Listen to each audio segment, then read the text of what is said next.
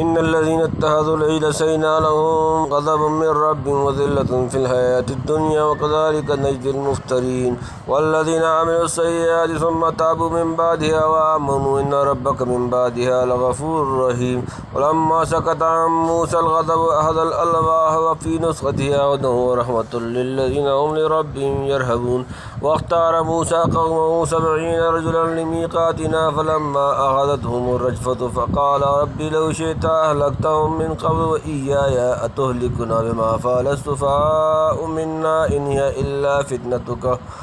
تضل بها من تشاء وتهدي من تشاء أنت ولينا فاغفر لنا وارحمنا وأنت خير الغافرين واكتب لنا في هذه الدنيا حسنة وفي الآخرة إنا هدنا إليك قال عذابي يصيب به من أشاء ورحمتي وسعت كل شيء فسأكتبها للذين يتقون ويؤتون الزكاة والذين هم بآياتنا يؤمنون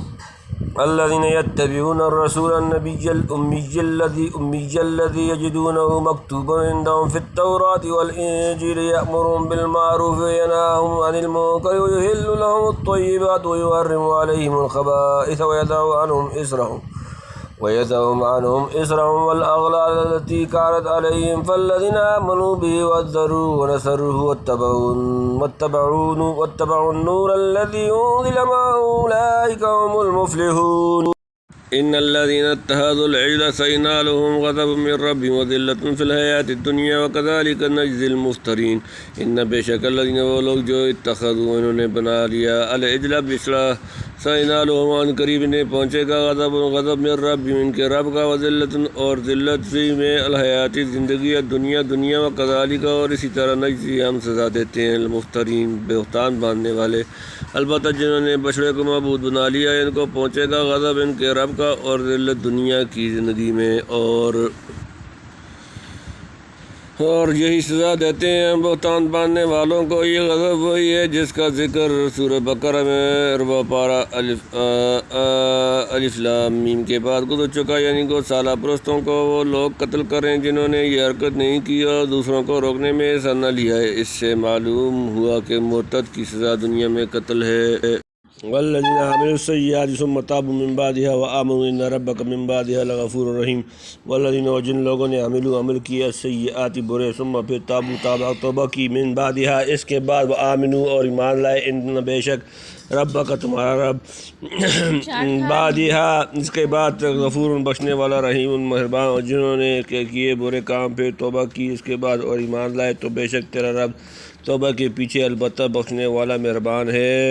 یعنی برا کام حتیٰ کہ شرک و کفر کر کے پھر توبہ کر لے اور ایمان لے آئے تو غفور رحیم کے یہاں رحمت اور معافی کی کچھ کمی نہیں۔ یہ معافی وغیرہ آخرت سے متعلق ہے۔ گویا اشارہ فرما دیا کہ گوشالہ پرستوں کو جو سزائے قتل دی گئی تھی وہ ان کے حق میں شرط قبول توبہ سمجھی گئی تھی۔ فتوبوا الی بارئکم فاقتلوا انفسکم سورۃ نمبر 2 سورۃ البقرہ آیت نمبر 54۔ اب ان پر اخروی مواخذہ باقی نہیں رہا۔ دنیاوی سزا کے بعد اخروی حالت کا بیان اس جگہ ایسا ہی ہے جیسے دوسری جگہ والسارق والسارقۃ فاقطعوا ایدیہما جزاء بما کسبا نکالا من اللہ واللہ عزیز حکیم سورۃ نمبر 5 سورۃ المائدہ آیت نمبر 38 کے بعد فمن تاب من بعد ظلمہ واصلح فإن اللہ یتوب علیہ ان اللہ غفور رحیم سورۃ نمبر 5 سورۃ المائدہ آیت نمبر 39 فرما دیا گیا ولما سكت عن موسى الغضب أخذ الألواح وفي نسختها هدى ورحمة للذين هم لربهم يرهبون اور لما جب سکت ٹھہرا فرد ہوا عن سے کام موسیٰ الغضب غصہ اخذ لیا اٹھا لیا الواح تختیاں اور فی نسختها ان کی تحریر میں ہدایت و رحمت للذین ان لوگوں کے لیے جو ہم وہ لربهم اپنے رب سے یرہبون ڈرتے ہیں۔ اور جب تھم گیا موسیٰ کا غصہ تو اس نے اٹھا لیا تختیوں کو اور جو ان میں لکھا ہوا تھا اس میں ہدایت اور رحمت ان کے واسطے جو اپنے رب سے ڈرتے ہیں۔ واختار موسیٰ قومه 70 رجلا لمیقاتنا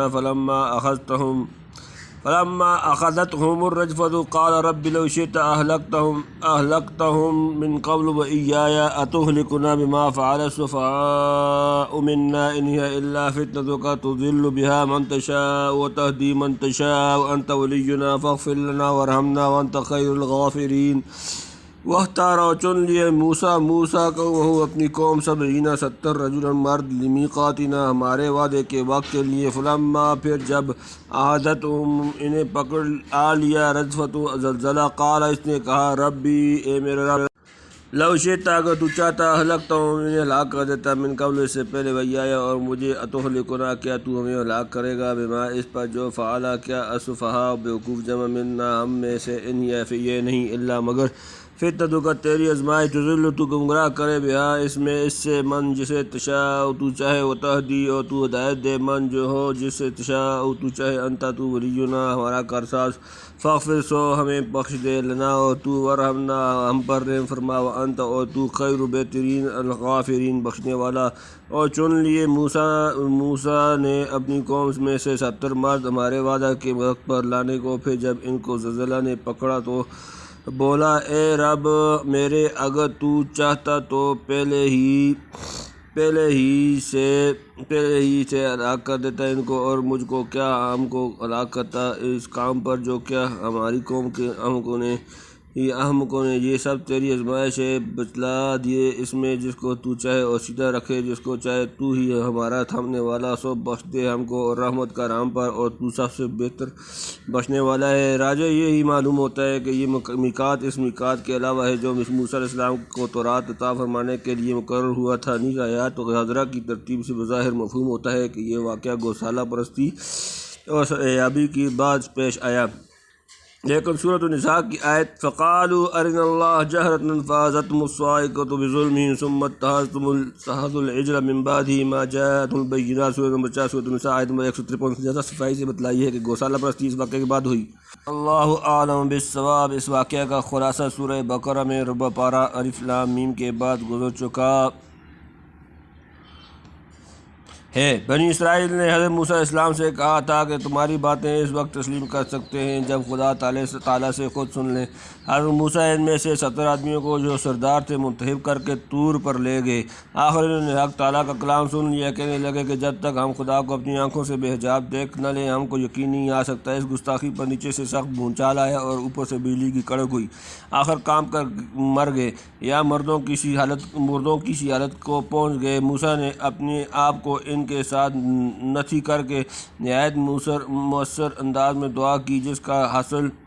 یہ تھا کہ خداوند اگر تو ہلاک کرنا ہی چاہتا تو ان سب کو، بلکہ ان کے ساتھ مجھ کو بھی کہ میں ہی انہیں لے کر آیا یہاں بلانے اور کلام سنانے سے پہلے ہی ہلاک کر دیتا۔ کسی کی مجال تھی کہ آپ کی مشیت کو روک سکتا جب آپ نے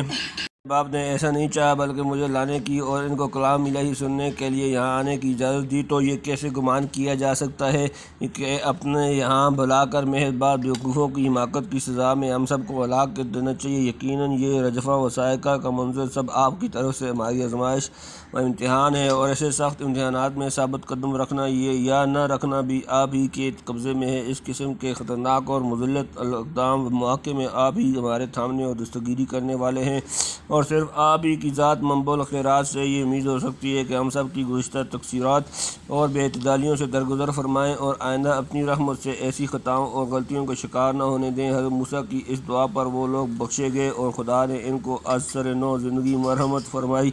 ثم بعثناکم من بعد موتکم لعلکم تشکرون۔ سورۃ نمبر 2 سورۃ البقرہ آیت نمبر 56۔ واکتب لنا فی ہذہ الدنیا حسنۃ وفی الآخرۃ انا ہدنا الیک قال عذابی اصیب بہ من اشاء ورحمتی وسعت کل شیء فساکتبها للذین یتقون ویؤتون الزکاۃ والذین هم بآیاتنا یؤمنون۔ وقتب اور لکھ دے لنا ہمارے لیے فی میں ہادی اس دنیا حسنۃ بلائی وا اور فی الآخرت آخرت میں انا بے شک ہم نے رجوع کیا الیک تیری طرف۔ کالا اس نے فرمایا عذابی اپنا عذاب اصیب میں پہنچاتا ہوں دوں بھی اس کو من جس سے اشاء میں چاہتا ہوں رحمتی اور رحمت اور میری رحمت واسعت وسیع ہے کل شیء ہر شے فساکتبها سو میں قریب لکھ دوں گا للذین کے لیے جو یتقون ڈرتے ہیں یؤتون وہ دیتے ہیں الزکوٰۃ والذین اور وہ جو ہم وہ بآیاتنا ہماری آیات پر ایمان رکھتے ہیں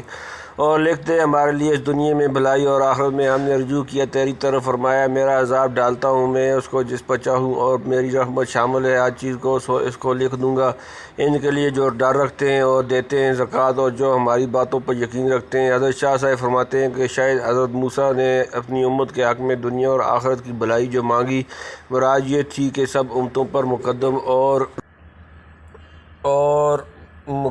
اور فائق رہے دنیا اور آخرت میں۔ جواباً خدا تعالیٰ نے فرمایا کہ میرا عذاب اور رحمت کسی فرقہ پر مخصوص نہیں، سو عذاب تو اسی پر ہے جس کو اللہ چاہے، اور رحمت عامہ سب مخلوق کو شامل ہے، لیکن وہ رحمت خاص جو تم طلب کر رہے ہو لکھی ہے ان کے نصیب میں جو اللہ کا ڈر رکھتے ہیں اور اموال میں زکوٰۃ ادا کرتے ہیں، یا نفس کا تزکیہ کرتے ہیں، باتوں پر یقین کامل رکھتے ہیں، یعنی آخری امت کے سب کتابوں پر ایمان لاوے گی۔ سو حضرت موسیٰ کی امت میں سے جو کوئی آخری کتاب پر یقین لائے وہ پہنچے اس نعمت کو، اور حضرت موسیٰ کی دعا ان کو لگی۔